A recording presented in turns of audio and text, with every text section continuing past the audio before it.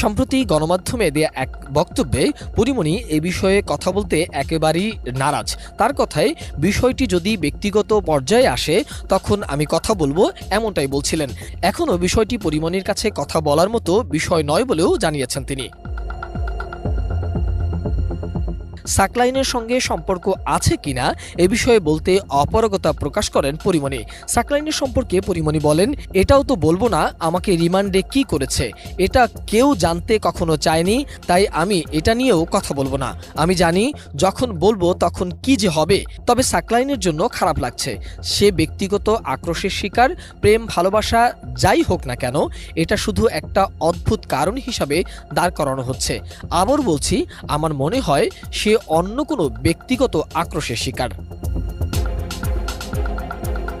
পরীমনি আরও বলেন, এই সম্পর্কটা কি তা নিয়ে তো এর আগে কেউ আমাকে জিজ্ঞেস করেনি।